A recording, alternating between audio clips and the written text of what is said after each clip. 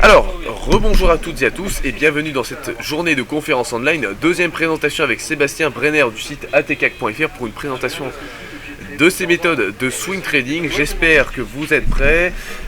Écoutez, je vais laisser la place à Sébastien pour qu'il se présente. On va ensuite enchaîner avec cette deuxième présentation. Sébastien, à toi la parole. Ouais. Bonjour à toutes et à tous. Est-ce que tu as mon PowerPoint que je t'ai envoyé? Alors oui, il arrive. Okay. Donc je vais te laisser d'abord te présenter et on va charger tout ça ensemble.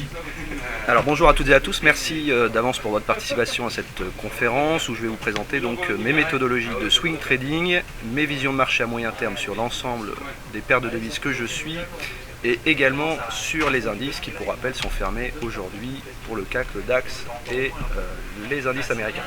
Je vais aussi vous présenter mon compte réel que je vais rentrer.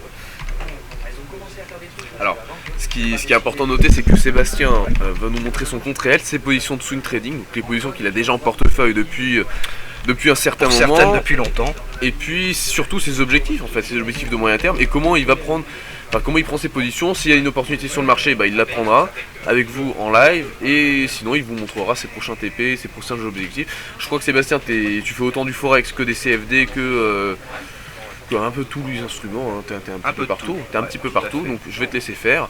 On va charger tes dispositions graphiques. Je le ferme ensuite. Oui, tu peux le fermer. Oui. Donc on va montrer d'abord ton compte réel et moi je vais charger les dispositions graphiques et le PowerPoint que tu puisses un petit peu commencer. Tout à fait. Alors ça c'est le compte. Alors ça c'est l'écran qui est filmé, il est là-haut. Alors attends, vas-y, je te laisse. Donc ça c'est le compte de notre ami. Je peux le mettre en plein écran? Ah oui, j'ai rien à cacher. Bon, tu n'as rien à cacher. Voilà. Donc ça c'est ton compte réel, d'accord. Donc ça c'est une bonne chose. Alors explique-nous un petit peu. Voilà les positions, donc là je vois un petit peu, donc je vais enlever.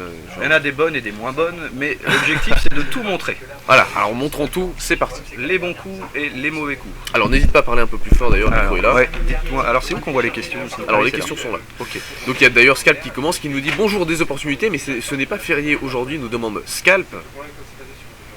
Attends, j'y suis pas. C'est quoi cette session-là avec marché fermé? Alors effectivement, certains marchés sont fermés, mais l'idée c'est de présenter les stratégies. Sur certaines paires de devises que je suis, le timing est bon pour certains endroits. Par quoi on commence? Par me présenter peut-être par le site. Oui, présente un peu qui tu es, etc. Qui je suis? Donc Sébastien Brenner du site atcac, atcac.fr. Chaque soir, je partage mes visions de marché sur le CAC notamment, mais aussi sur un certain nombre de devises que je suis en particulier. Donc c'est gratuit pour ces visions de marché. Et puis il y a une partie abonnement également pour des stratégies swing que je réserve aux abonnés. Mais aujourd'hui, je vous les présente lors de cette conférence. Donc ça fait, le site il a été créé en 2011, une dizaine d'années de trading et le site donc, écoutez ça fait 5 ans, on est à peu près 2700 personnes. Qu'y a-t-il? Ah tu cherches? Alors.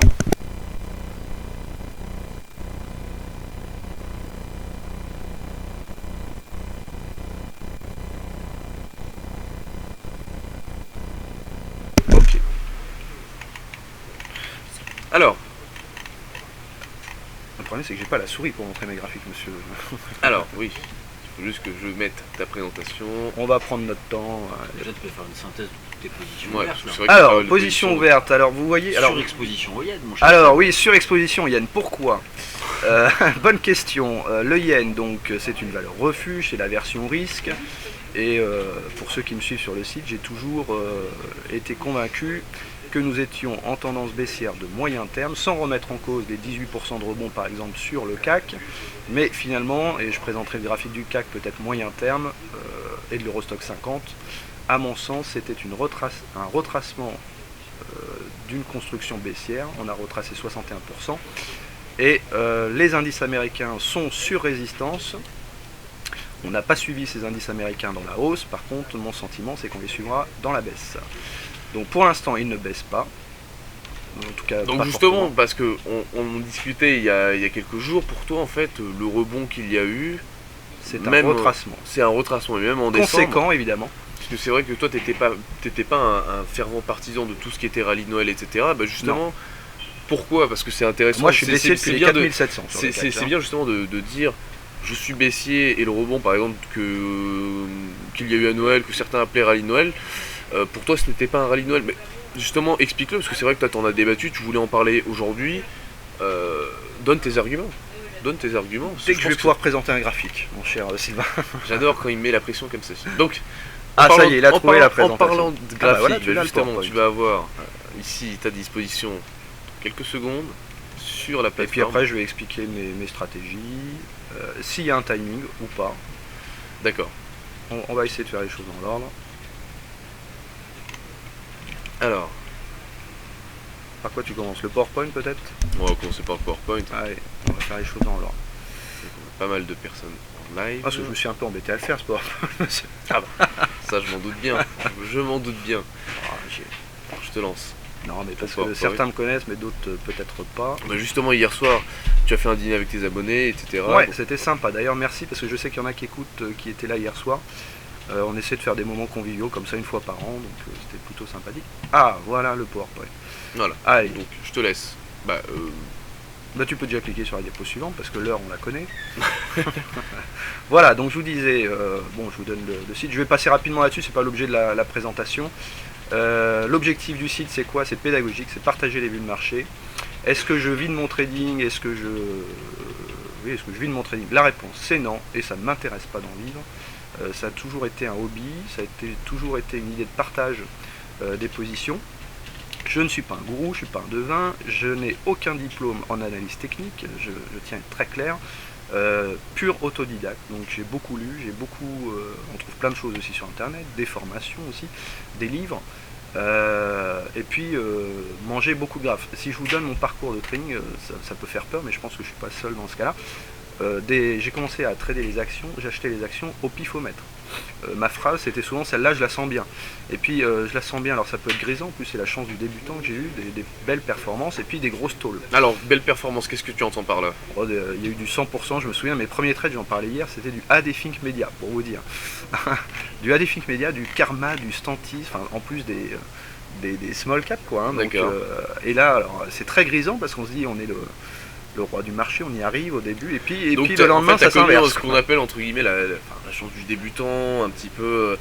C'est ça. Hein. Voilà, l'excès de confiance classique, et ensuite le retour à la réalité, et là on commence le trading. À se faire massacrer. Comme on dit souvent d'ailleurs, hein, le trading, on commence le trading que quand on commence à avoir des pertes. Je te confirme. Alors, parce que sinon on n'apprend pas. Allez, en toute franchise, j'avais ouvert un compte à 4000. Non, mais allez, on est en toute franchise. En toute franchise. Le compte était monté à 6000, il est tombé en quelques jours à 2000. Ouais. Bon, et là on se dit c'est plus possible. Alors c'est plus possible, du coup on cherche des méthodes, et puis on découvre l'analyse technique, ça je remonte à quelques années. Hein. Et puis on découvre que finalement il y a des trades qu'on a pris qui étaient complètement à l'envers, en suivant des bêtes moyennes mobiles, hein, je vais en parler, des canaux, parfois on rentre au pire moment. Et puis du coup on s'aperçoit qu'il y a peut-être pas des moyens de devenir riche, mais au moins d'éviter les grosses erreurs. Et puis après c'est comme tout, ça devient passionnant, on se prend au jeu et puis on peaufine ses méthodes. Donc, est-ce que je vis du trading? Non, par contre je ne perds plus. Là le compte réel, je sais pas, on peut le remontrer, on va le remontrer, mais d'ailleurs il y a des questions par rapport à ton compte réel, je pense qu'il interpelle un petit peu. Alors, on va voir. Alors le compte il a été ouvert à 2000. Il a été ouvert à 2000, hein, d'accord. Et il a été ouvert le 22 décembre, je crois, parce que j'ai changé de broker. Donc ça c'est le compte site internet, quoi, parce que je partage tes positions à des abonnés. Il a été ouvert à 2000, on est à 2591, donc je sais pas combien ça fait de pourcent. Ouais, ça fait un quart, 25% à peu près. 25%, ouais. Tout en sachant, et Sylvain peut prendre à témoin, je disais hier que mon objectif annuel c'est 10%. Donc on est à 25. Normalement je ne devrais pas finir l'année sur ce niveau. Si je le termine sur ce niveau, tant mieux, je serai content, mais il faut être raisonnable. Les meilleurs gérants pro c'est 10%. Entre 15, ouais, 10, entre 10 et 15%. Bon, il faut être modeste, hein. Faire mieux que des gérants pro, ça peut être quand même assez compliqué. Sachant que ce ne sont que des positions swing, on peut regarder peut-être l'USD-Yen, la première position a été ouverte le 4 février. Alors voilà, justement, il y a une question par rapport à l'USD-Yen de JS Crapulus qui dit « Bonjour Seb et Sylvain, tu laisses traîner une perte de 200 pips sur l'USD-Yen, point d'interrogation ». Oui, allez, j'y vais. Alors, l'USD-Yen. Tiens, on peut afficher le graphique de l'USD-Yen en vue mensuelle. Allez, on y va sur les stratégies, pas de blabla. L'USD-Yen, il est... Tac, on va le reprendre, en mensuel, voilà. Allez, on y va. Pourquoi, déjà pourquoi je suis rentré le 4 février sur l'USD-Yen? La config mensuelle, bon Vincent en a longuement parlé, on avait la même, une épaule tête-épaule mensuelle. Pour ceux qui découvrent l'analyse technique, vous me dites que je vais trop vite. Épaule, tête-épaule mensuelle, ou une boîte comme vous voulez, pour ceux qui préfèrent les boîtes.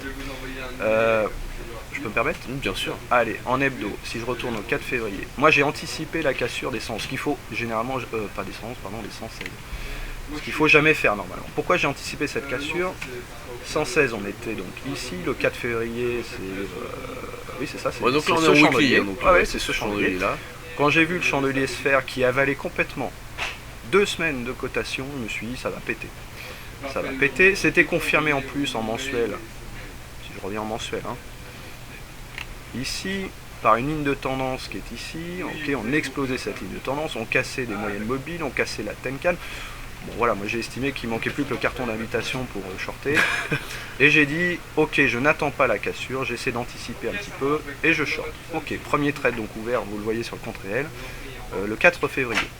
Ok, 116, j'avais donné comme objectif premier d'aller chercher la hauteur de l'avalement ici, en weekly, on reportait, cet objectif a été atteint.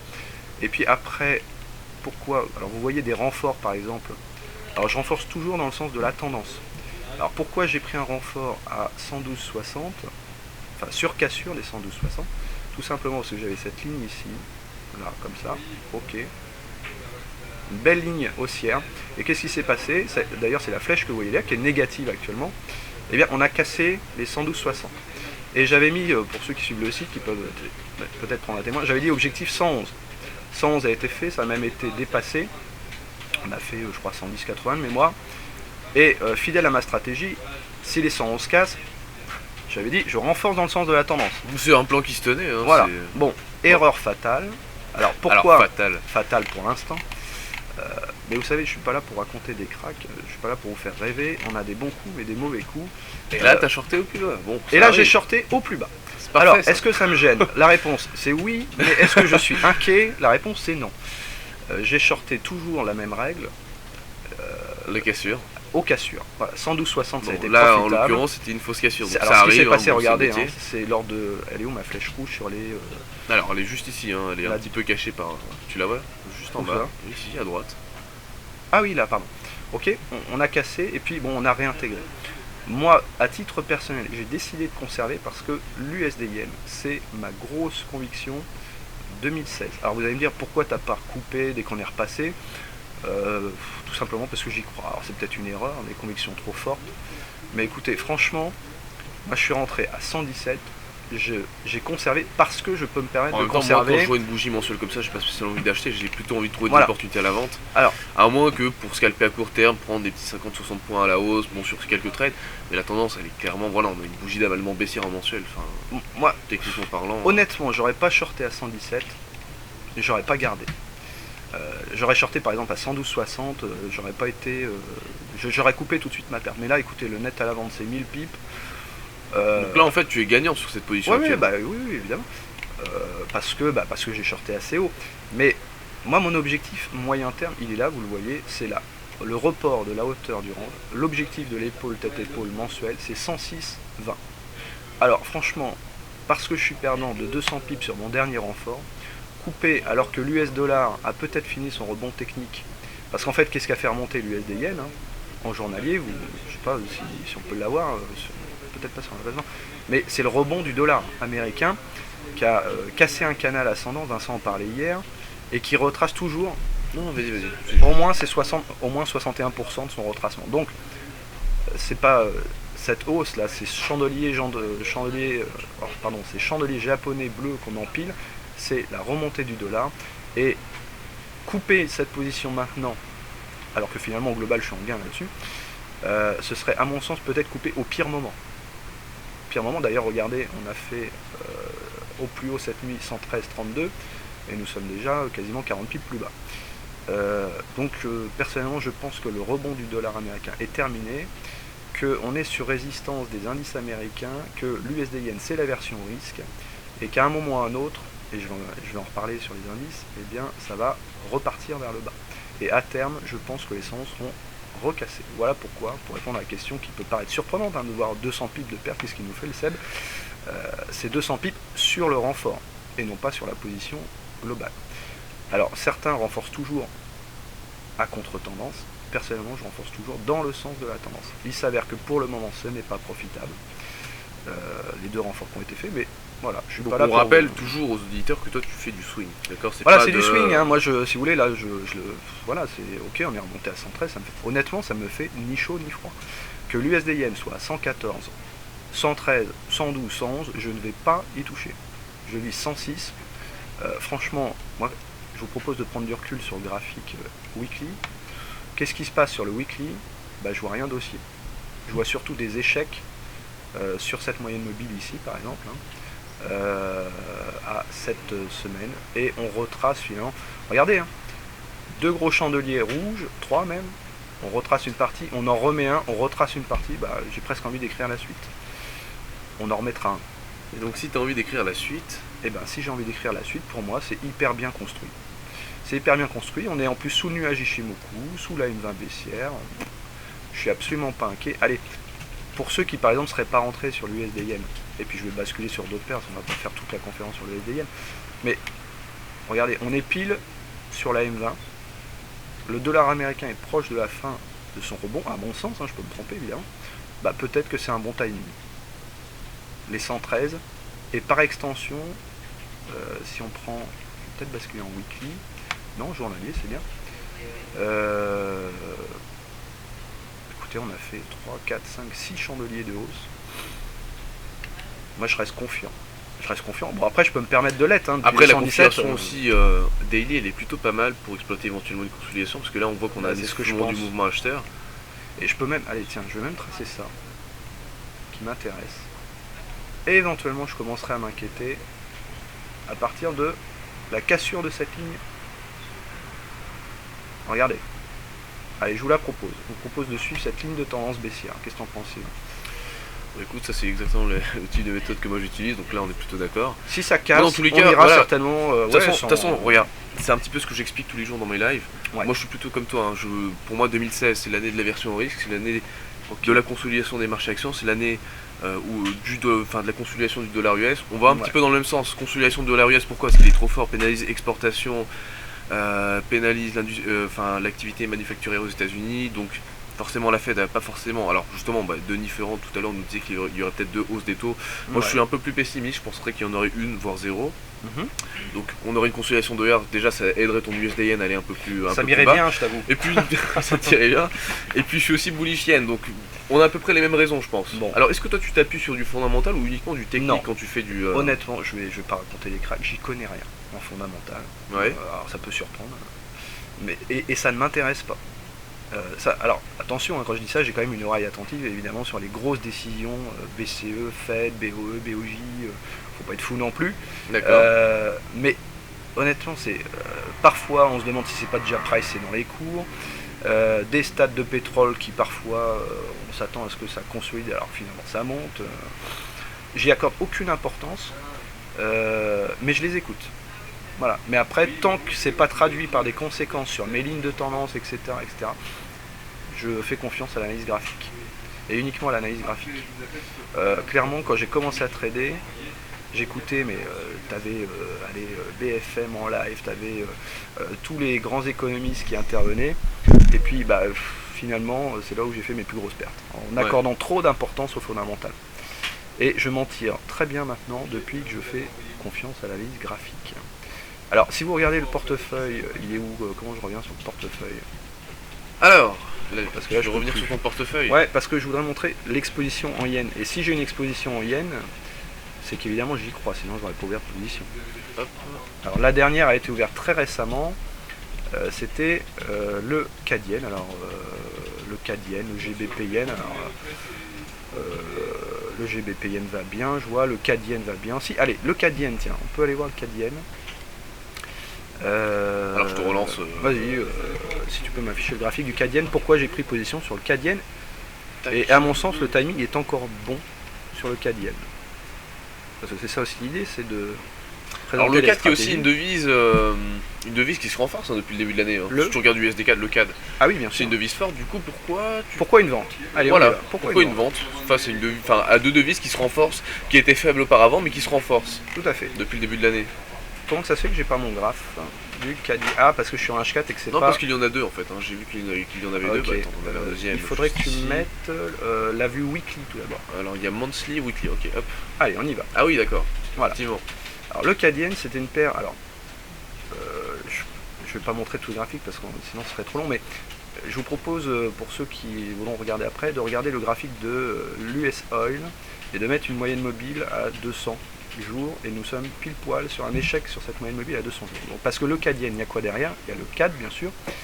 En vendant du CAD, donc finalement, parce que là c'est une position short que j'ai, en vendant du CAD, ça veut dire qu'on mise sur une consolidation du pétrole, qui a bien rebondi déjà, et puis on achète du yen, donc toujours pareil, la même stratégie, quoi, de la version risque. Moi ce qui m'intéresse, donc déjà c'est le fondamental, mais ce qui m'intéresse, c'est regarder le graphique weekly, la moyenne mobile à 20 semaines qui a toujours, et quand je vous dis toujours, c'est depuis sa cassure de la semaine du 4 juillet 2015.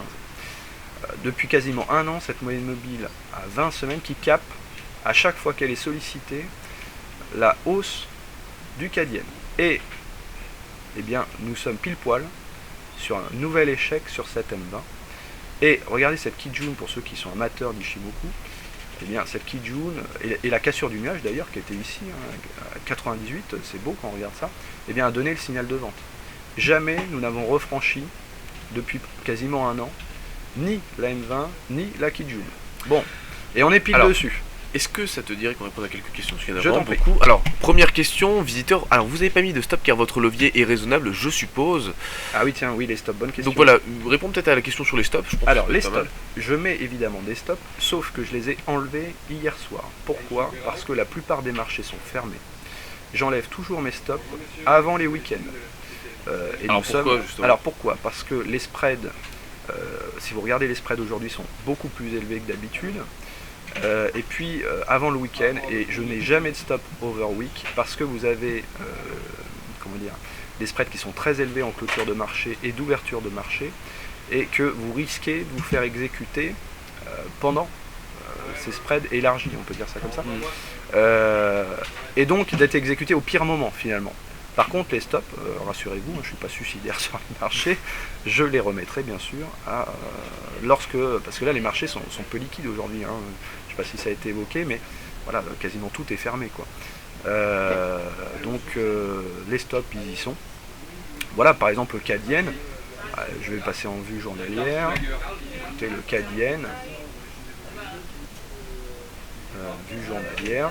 Alors, je vais peut-être terminer aussi sur ma présentation CAD Yen. Non, en weekly, échec là-dessus, donc le timing me semble bon. Au pire, on a cette ligne de tendance baissière.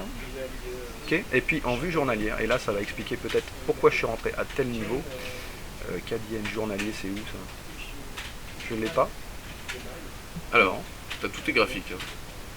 Il est peut-être en 4 heures. Bon, écoutez, voilà, on va se prendre un. Voilà, en journalier, bah écoutez, moi j'ai constaté ça, je vais peut-être la retracer, c'est bizarre, je ne l'ai plus. Ajouter une ligne horizontale, voilà, le CAD Yen. Écoutez, voilà, je vous propose moi ça. Combien d'échecs? On peut les compter ensemble. 1, 2, 3, 4, 5, 6, 7, 8.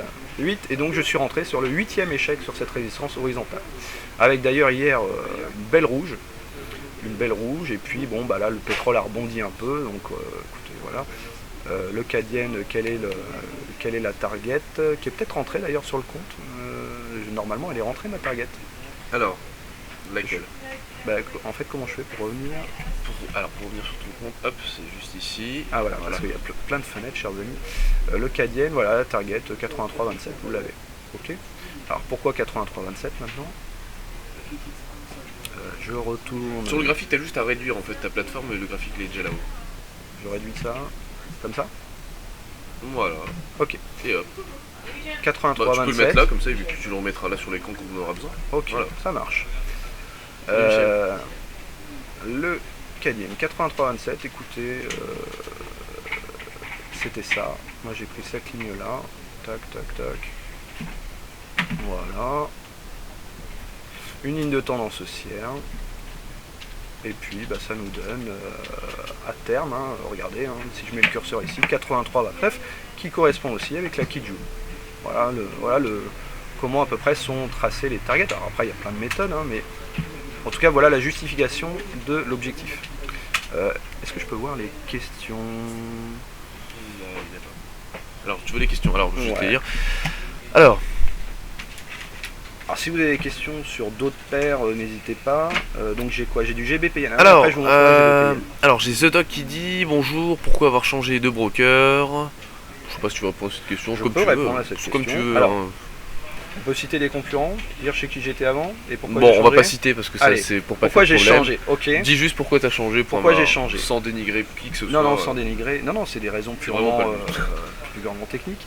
Pourquoi j'ai changé? Tout simplement parce que le broker chez qui j'étais était trop cher. Voilà. Trop cher par rapport à des positions swing. Vous voyez par exemple sur l'USD Yen des renforts qui sont actuellement perdants pour certains de 200 pips.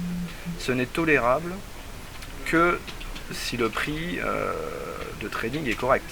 Okay. L'avantage d'FXM pour moi, je ne suis pas rémunéré pour vous dire ça, c'est qu'on peut trader des micro-lots, ce qui moi me permet en swing trading d'être relativement serein et d'accepter. Alors évidemment le secret aussi c'est pas de levier. Quelqu'un a parlé tout à l'heure, tu mets pas de stop. Alors pas de levier justement, comment tu gères ça? Parce qu'il y a pas mal de questions sur ta méthode justement. Alors elles sont où les questions? Parce que là, d'entendre que je suis pas le seul qui fait des boulettes. JS, bonjour JS Crapulus qui est un super auditeur et qui est super sympa. Enchanté. Alors moi j'ai justement une remarque à faire. Ouais. Il faut juste que les auditeurs se rendent compte que tu es passé de 2000 à 2500 en quoi? En 4 mois, 7 mois? Écoute, on est au mois de mars, ça a été ouvert fin décembre, en 3 mois même pas. En 3 mois, etc. En prenant uniquement des positions à 10 centimes le point, on est d'accord? Là, l'USDN, je suis un peu chargé, j'ai 8 lots, je sais pas combien ça fait. 80 centimes le point globalement. Voilà, ça dépend. Mais en général, c'est souvent du 10 centimes, 20 centimes le point. Alors, ça dépend. Sur le CAC par exemple, c'était plus. Explique-nous. Ça dépend. En fait, je vais appuyer plus quand j'ai des convictions fortes. C'est le cas de l'USD Yen. Vous voyez, l'USD Yen, si on regarde le compte, c'est pas 10 centimes le point. Alors après, ça reste très raisonnable. L'USD Yen, on peut additionner le nombre de lots, 4, 6, 8 lots. Voilà, ça fait 8 lots. Ok, le GBP Yen. Alors GBP Yen, j'ai pas appuyé trop fort. Alors j'ai déjà encaissé une partie aussi, on voit pas tout. En fait, je laisse toujours courir des latentes. Tiens, je vais prendre le cas du CAC. Le CAC, vous voyez qu'il ne reste plus qu'un lot, vous allez dire, il n'est pas très courageux cet homme-là. Bon, le CAC, je l'ai donné à 4466 en short. D'ailleurs, vous voyez la position qui a été ouverte avec un petit peu de retard sur la 4466, 4459. Et j'avais dit sur le site et également en live hier lors des émissions de Vincent, j'avais dit objectif 4319. Bon, on a fait 4321. Ok, donc j'ai soldé moi quasiment toute ma position sur cette target. Et puis écoutez, j'ai laissé un petit lot comme ça. Un petit lot. Voilà. T'avais combien de lots quand t'es rentré dessus? Sur le CAC, je crois que j'avais 4 lots, il me semble. Alors pourquoi que 4 lots? Pourquoi que 4 lots? Voilà, on peut se dire, c'est pas très courageux. Comment tu sizes tes positions sur un compte de 2000 €? Comment tu sizes, comment tu détermines la taille de tes positions sur ton compte de 2000 €? En fait, là, il y a plusieurs facteurs qui sont intervenus pour le CAC. C'est que je suis déjà exposé à la version risque avec l'USD Yen, à 8 lots. D'accord. Donc, charger la mule encore sur du CAC, finalement, c'est multiplier beaucoup l'exposition. Alors que si les indices consolident fortement, si le dollar américain consolide fortement, de toute façon, l'USD Yen va suivre. Donc moi, j'ai pas voulu le CAC. En fait, j'ai pris parce que je suis sur le site, c'est ATCAC, quoi, l'analyse du CAC. Bon, je vais pas ne pas prendre de position sur le CAC, quoi. Voilà.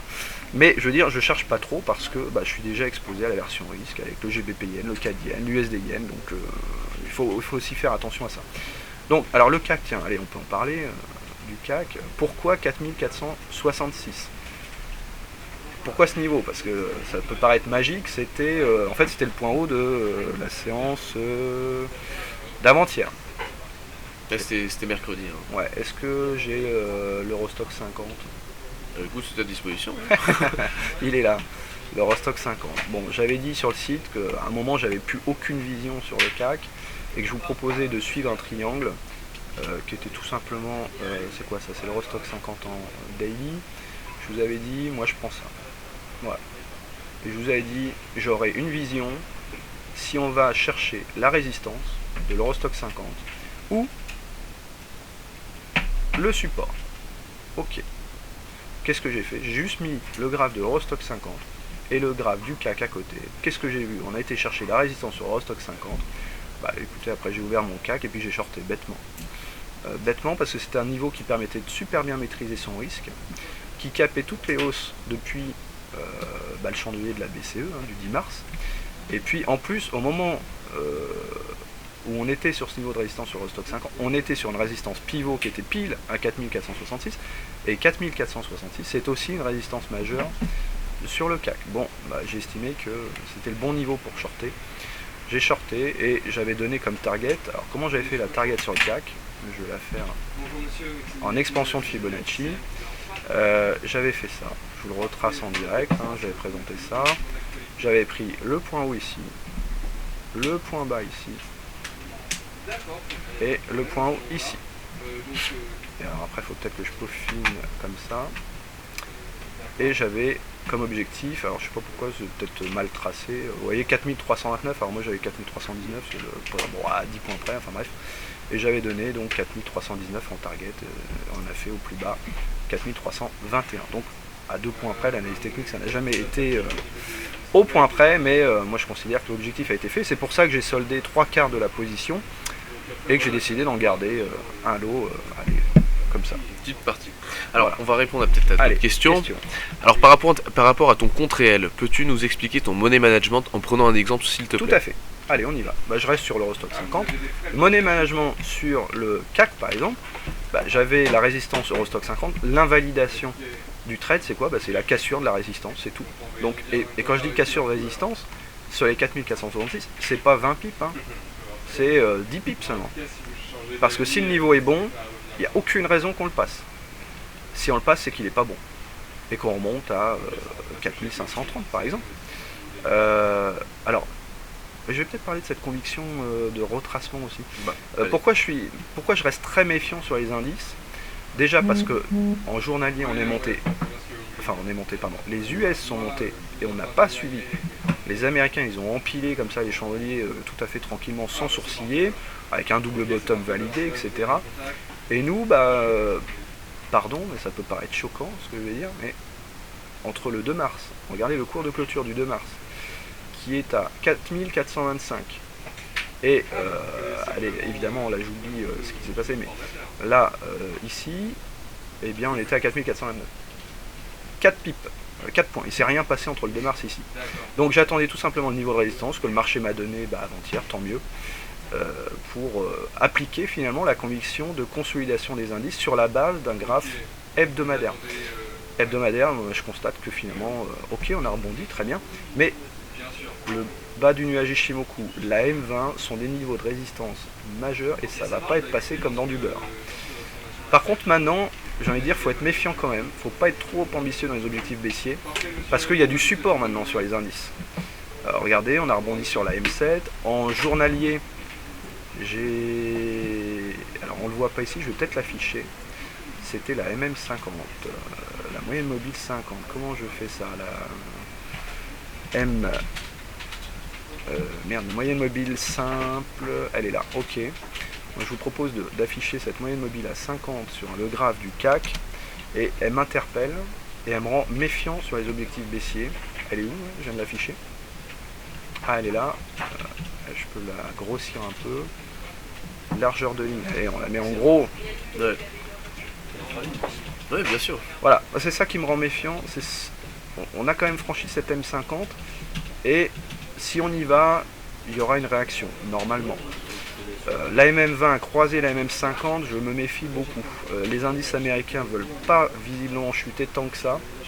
Donc voilà, c'est pour ça que j'ai ma target 4319 et que je vise pas tellement plus bas pour l'instant pour les indices. 4003 c'est possible. Après ce sera aussi simple que ça, on me demande mon money management. Honnêtement 4003, moi je vais payer le CAC. Je vous dis déjà à l'avance ce que je vais faire. Je vais tenter un achat. Et le stop sera hyper serré, parce que si on casse 4003, c'est pour redescendre. Et c'est pas redescendre à 4250.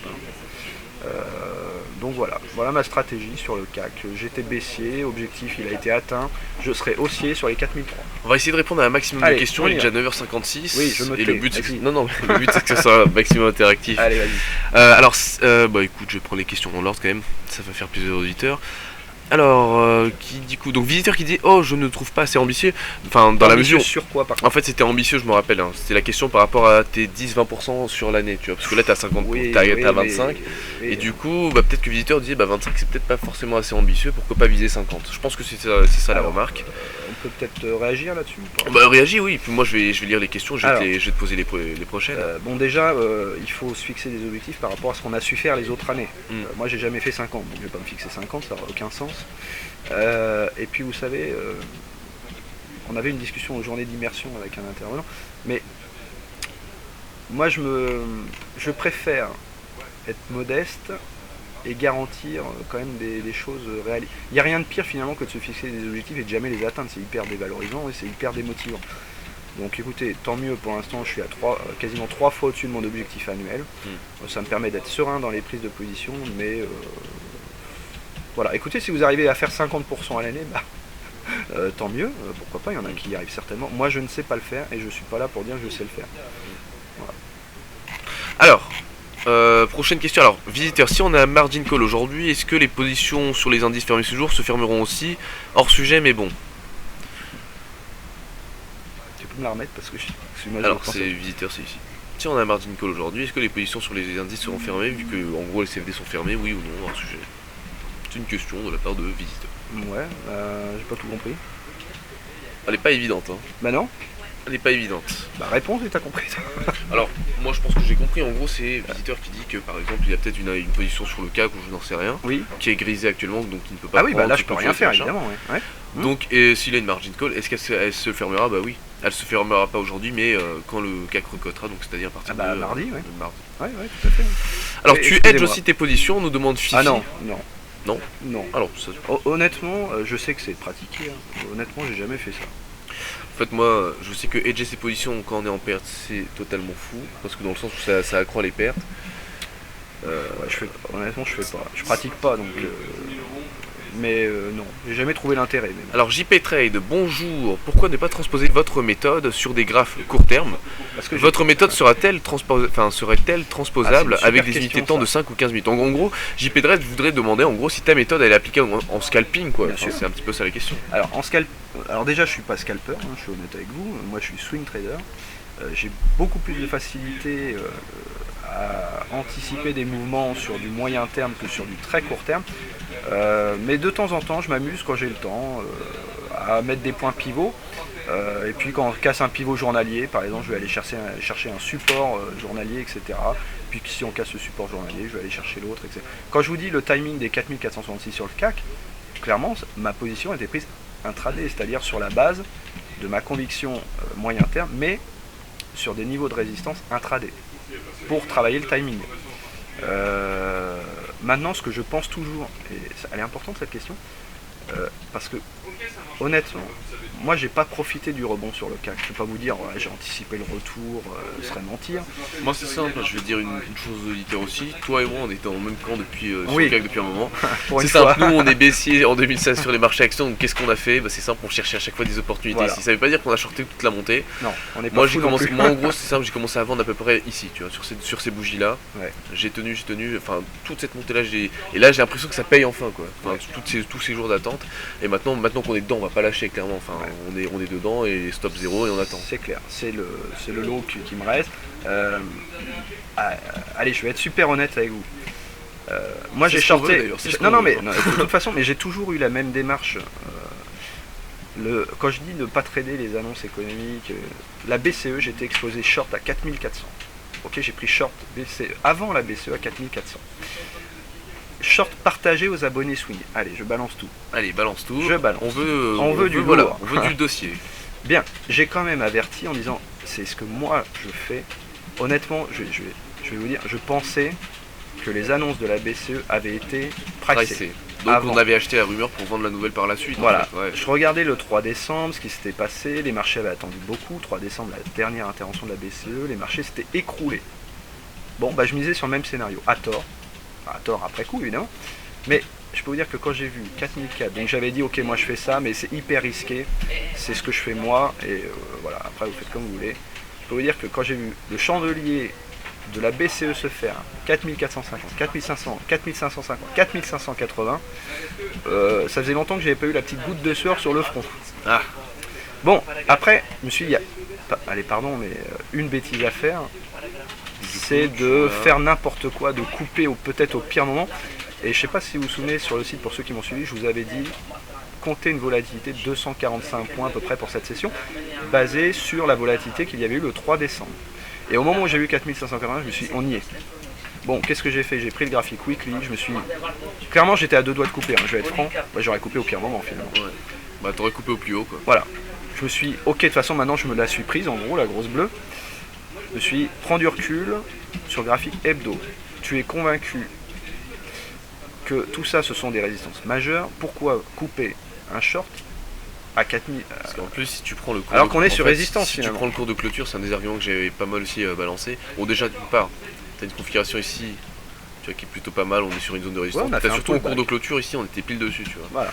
Donc c'était un très beau seuil pour un échec. En fait. Donc moi, c'est ce qui m'a permis de tenir. Alors je peux vous dire que j'étais quand même à 2 doigts de cliquer. Non, mais c'est pas évident. Hein. Et 4580, j'avais renvoyé. On va essayer juste d'enchaîner avec les autres questions, mais c'était pas évident. Et donc j'ai coupé mon short pour terminer. J'avais dit, si on retourne sur la M20, au journalier, remets juste peut-être le jour de la BCE en journalier, puis on répond aux questions.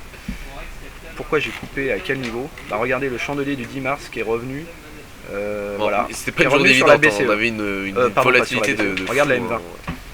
Ouais, ici. Et j'ai tenu jusqu'à ce retour là. Et là j'ai coupé, j'ai dit terminé et regardez le chandelier le lendemain. Et je suis resté liquide jusqu'à revoir un niveau de résistance certainement un peu plus sérieux que mes 4400. Voilà, mais je veux dire, ça fait du bien des fois de se prendre un peu de stress comme ça pour se dire c'était peut-être la dernière fois que je vais rester exposé un jour. Ouais. Non mais bon, c'est vrai qu'on s'est tous fait avoir là-dessus parce que regarde la mèche haute, enfin tout le monde s'est fait avoir là-dessus, hein, clairement. Par contre, force est de constater que l'indice CAC a quand même une certaine résilience. Hein. Mais grâce aux Américains, faut pas l'oublier. Alors, je vois une stratégie en attente sur l'or, pouvez-vous la présenter? Donc oui, c'est vrai que tu as deux petits... Comment ça, une stratégie en attente sur l'or? Pourquoi où est-ce qu'on a vu ça? Alors je vais en parler. Visiteur a il a des infos... Il a les yeux bien placés parce que c'est justement tes ordres conditionnels sur le gold. Tu voulais nous les cacher, on les a vus. Chez Delifix, on ne cache rien. Ah, mais moi je ne voulais rien dire. Alors voici les fameux ordres d'entrée. Alors c'est des ordres buy, hein, donc c'est-à-dire des ordres d'achat. Tout à fait. D'accord. L'or, bon, déjà pourquoi des ordres d'achat? Je vous propose de passer sur le graphique weekly. La tendance. Tu as voulu nous cacher ça, hein? Oui, j'ai voulu, vois. mais je peux pas. Bon, écoutez, c'est haussier l'or. Ok, la M20, on est au-dessus. Alors les raisons, pourquoi c'est haussier l'or?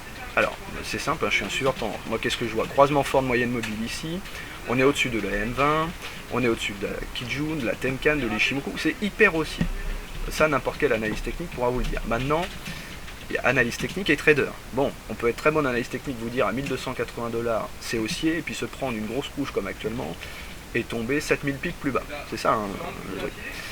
Donc ce qui compte, c'est le timing. Et vous voyez pour moi donc des ordres en attente. Ces ordres en attente sont à quel niveau? Ils sont à des niveaux de cours qui permettent une bonne maîtrise du risque. Le premier niveau d'entrée est à 1200 $. Ok. Pourquoi 1200 $? Alors, c'est con, on voit pas mon graphique, c'est dommage. Je vais le refaire parce qu'on a cassé. On a cassé ceci. Voilà, c'était ça. Alors, à peu près, je vous le refais rapidement pour tenir les délais. C'est contrôle, comme ça.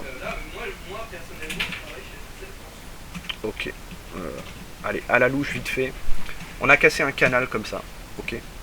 Ce canal, si vous reportez l'amplitude du canal au-dessus, ça donne à peu près 1350 $ l'once. Le problème, c'est que le timing actuel n'est pas bon. Alors moi, pour ceux qui ont suivi le site, j'ai déjà tradé là. Je vous avais présenté ce fanion, ce mât ici, ce triangle de congestion, et j'ai acheté l'or sur cassure ici. Donc on était vers les 1200, 1245, et il y avait une résistance vers les 1280. Après vous me croyez pas, mais en tout cas ça a été donné sur le site. J'ai liquidé 3/4 de mes positions à 1278. Quasiment au meilleur moment, alors il faut en profiter, c'est pas tous les jours le cas. Et puis après j'ai commencé à fortement douter quand j'ai vu cet avalement, d'ailleurs je l'ai écrit là, avalement baissier. Quand j'ai vu cette divergence baissière ici entre les plus hauts et le RSI, je me suis dit, pour moi c'est terminé. J'arrête tout. Et puis alors là après j'ai vu la réintégration du fanion. Et puis il y a eu la Fed. Et là je l'ai vu repartir le truc. Et là je me suis dit, ah punaise, je suis plus dedans. J'étais un petit peu énervé, je me suis dit, je suis plus dedans, voilà, je vais pas courir derrière. Et puis bah finalement j'ai bien fait de pas courir derrière. Parce que là on a des croisements de moyenne mobile, on explose tout, la M20, la Tenkan, la Kijun, on a un premier SAR baissier, les Bollinger qui commencent à... Le RSI qui retombe. Moi ce que je propose c'est de prendre du recul sur les graphes hebdomadaires maintenant et d'attendre des pullbacks. C'est ma stratégie que vous voyez d'ailleurs en direct. J'attends un pullback, un retour sur le chiffre rond des 1200 où je vais commencer à me servir et un pullback, un dernier pullback ici sur le haut du nuage Ishimoku et la Tenkan qui sont des supports et pas des petits supports. Hein. Et puis c'est toujours ce que je dis, vous savez, il ne faut jamais courir derrière. Le marché redonne toujours des niveaux et s'il ne me redonne pas ces niveaux, bah écoutez, ce sera sans moi. Sans moi parce que ce sera le niveau actuel ne me permet pas de maîtriser mon risque et l'or ça va très vite hein. Pour ceux qui ne connaissent pas l'or, on peut se dire ouais 1217, 1200 il chipote, il n'y a que 17 points. Il faut juste multiplier par 100. Alors, visiteur qui nous dit quel est votre levier maximum dans votre carrière amateur de trading par curiosité. Alors toi il faut savoir déjà que ça fait. Enfin t'es sur le marché depuis combien, 5-6 ans Allez, 5-6 ans sérieusement. Mais pas sérieusement, ça fait beaucoup plus longtemps. Ouais, une dizaine d'années, mais vraiment sérieusement 5-6 ans. Vraiment où j'applique des méthodes strictes. Ouais. Et le levier, c'était quoi la question, le levier? Alors c'est votre levier, ouais. Donc il te demande en fait, visiteur, quel est ton levier maximum en fait? Jamais plus de 5. Plus de 5, donc sur un compte de 2000 euros. Bah, ça veut dire que si vous tradez le CAC, ouais, voilà, si vous tradez le CAC, admettons, on arrondit, est à 4000, que vous avez que 2000 euros, ça va être compliqué déjà. Si vous prenez déjà 10 lots à 10 centimes, vous êtes déjà, vous êtes déjà en levier 2, quoi. Déjà en levier 2. Alors déjà après 10h08, il nous reste une petite dizaine de minutes si on déborde, parce qu'après c'est Fidérix. Mais la question est intéressante sur le levier. Le secret en swing trading, vous savez, je vais prendre le cas du GBPUD. Alors je veux juste terminer, parce qu'on n'a plus beaucoup de temps. Allez, vas-y, c'est toi le but c'est de répondre à un max de questions pour faire plaisir un peu aux gens. Alors visiteur qui dit je suis incapable de respecter les 80% de marge, aucune patience, devrais-je arrêter le trading? Bah je pense pas, enfin faut pas se décourager aussi vite, sinon on arrêterait tous le trading au bout de 2 jours quoi. Non visiteur, gardez un petit peu courage et espoir. Quel conseil t'aurais donné à quelqu'un qui débuterait le trading et qui aurait peut-être un manque de patience pour travailler un peu sur ça a été mon défaut au début. Donc moi ça a été mon défaut aussi, je le sais, hein. On est tous passés par là je pense. Mais franchement, vous voyez par exemple sur l'or, là tout de suite, enfin pas tout de suite parce que le marché est fermé hein, évidemment, mais là j'ai envie de l'acheter. Mais franchement, quand vous regardez le chandelier weekly, ça vous donne envie d'acheter ça? Le gros rouge là? Il faut être patient. Le marché me donnera peut-être pas le niveau de 1200, bah écoutez, tant pis. Il y aura d'autres paires, d'autres opportunités. Mais il y a une erreur à faire, c'est se précipiter. Et je peux vous dire que si je vous dis ça, c'est que quand je me suis précipité, ça a été mes plus grosses pertes. Alors, il faut pas avoir peur de dire la vérité. Alors, je sais pas quel sujet. Là, c'était, je sais plus quand on parlait, c'était à 9h40. Je pense avoir été le plus transparent possible. Oui, non, ça c'était tout à l'heure. C'est les gens qui réagissent en live. Ah oui, alors pouvez-vous détailler Donc celle-là, on a répondu, il me semble. Merci de parler de l'USD4. Pensez-vous qu'il va remonter jusqu'à la moyenne mobile 20 semaines en weekly? Sur l'USD4. Alors l'USD4, on va peut-être terminer après l'USD4, à moins qu'il y ait quelques questions, parce qu'il est déjà 10h10 en fait. Ça fait déjà 1 heure, hein. Ça passe très vite. Ça passe super vite. Hein. Parce que là il y a après, de toute façon, je serai à disposition par mail, hein, on laissera les coordonnées. Ouais, c'était coordonnées, bon.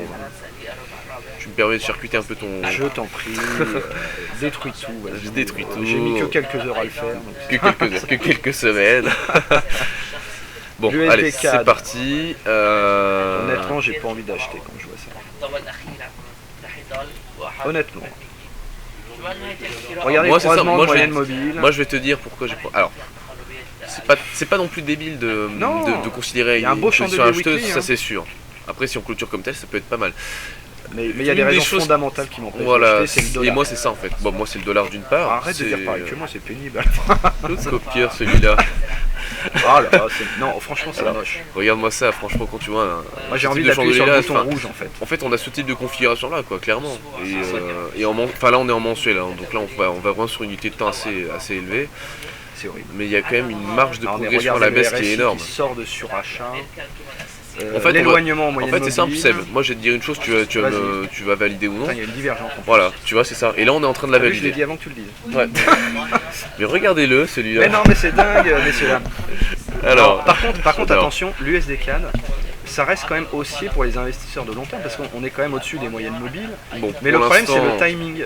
Pour l'instant on préserve quand même cette ligne de tendance, c'est vrai, techniquement parlant. Après au niveau des fondamentaux, regarde, enfin, avec le scénario qu'on a nous chez Delifix Plus, bah regardez, chez peut-être le CEO Rexecode avec Denis Furent qui doit exposer son point de vue, on aura Théodore Stanton tout à l'heure qui viendra un petit peu aussi donner son point de vue. Le dollar US trop fort, c'est clairement quelque chose qui n'est pas envisageable sur le long terme, en tout cas dans une période où ça ne permet pas un gain de productivité, ça ne permet pas de gagner des points de croissance à moyen et long terme. Donc c'est pas forcément quelque chose de bon pour l'économie américaine, c'est pas quelque chose qui va à mon avis perdurer. Donc du coup le dollar US qui est un peu fort devrait consolider à mon avis. Et donc même si on a un dollar canadien qui est stable, un dollar US qu'acheter de l'USD4, ça veut dire acheter du dollar. Ou ça veut dire peut-être arriver un peu tard. Il y a un premier SAR baissier. On va peut-être répondre juste à quelques dernières questions, il est 10h12 et ensuite on va laisser 5 minutes de pause avant de reprendre. Super, merci, c'était très bon. Je pense que ça a beaucoup plu quand même cette présentation. J'ai essayé d'être le plus transparent possible, de vous montrer les bons coups mais aussi les mauvais. Bon alors on va répondre à cette question. Attends, celle-là, il faut une au pif, parce qu'il y en a beaucoup. Ouais, voilà, celle-là est pas mal avec des corrélations. Alors Fabrice, bonjour, la corrélation entre les indices US et euro semble s'estomper car les US sont pas loin des plus hauts historiques alors que le DAX et le CAC sont loin. Qu'en pensez-vous? Merci, excellente question, ça c'est à toi d'y répondre. Les indices américains, ma vision sur les indices américains, tu peux afficher le graphique du SP500 alors, pas de soucis, on va le chercher. Bon, moi j'avais donné objectif 2060, ça a été fait ou pas 2060? Non, on est monté à 2055 au plus haut. Oui, en fait, t'as... Ouais, tiens, voilà, on voit ma ligne. Écoutez, regardez la mèche basse du SP500. Ça vous donne envie de shorter, le SP500 en journalier? Non mais c'est affolant cette résilience des indices. Alors ça peut consolider, on peut faire un retour. Et puis je voulais, ouais, si tu peux me mettre une moyenne mobile, c'était laquelle? La 200 jours je crois. Alors la 200, bah regarde ce que je vais faire. Truquer la plateforme. Ouais. On va la mettre comme ça. Bah ouais, mais quand je vois la 200 qui a été cassée, écoutez, on peut retomber dessus, ça nous donne combien? Ça nous donne un point à peu près ici à 2014. Honnêtement, je vois pas les indices américains consolider fortement tout de suite. Après, on est quand même, vous l'avez souligné, sur des plus hauts quasiment. Vous savez, des plus hauts. Moi, il me faut des vrais signaux de cassure sur les SP500, il n'y en a pas honnêtement.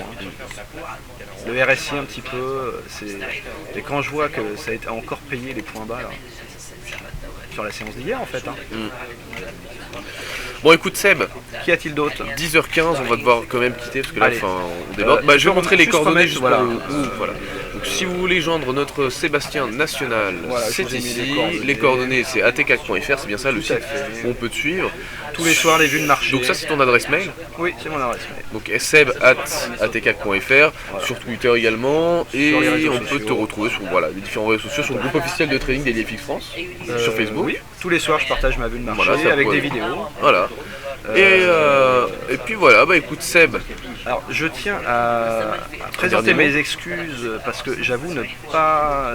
C'était la première intervention pour moi et j'ai peut-être coupé des questions. Non mais il y a vraiment beaucoup de questions, on n'a vraiment plus le temps. Non mais par contre voilà, n'hésitez pas à me les poser par mail et j'y répondrai avec grand plaisir. Voilà. Le but c'est vraiment que tu répondes à un maximum de questions, donc si tu as des questions par mail, n'hésite pas à y répondre, ça fera plaisir aux auditeurs, c'est vraiment ça le but. Chers amis. Voilà, tu t'y engages solennellement chez Delifix. Solennellement devant témoin. Bon, bah écoute, c'est pris. En tout cas merci de votre attention et puis bonne journée et bonne conférence avec les autres participants. Participants prestigieux.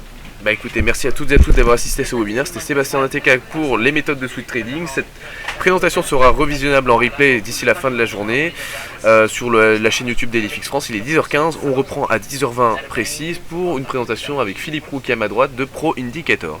Merci à toutes et à tous et on se retrouve dans 5 minutes sur delifix.fr, le temps de changer d'intervenant.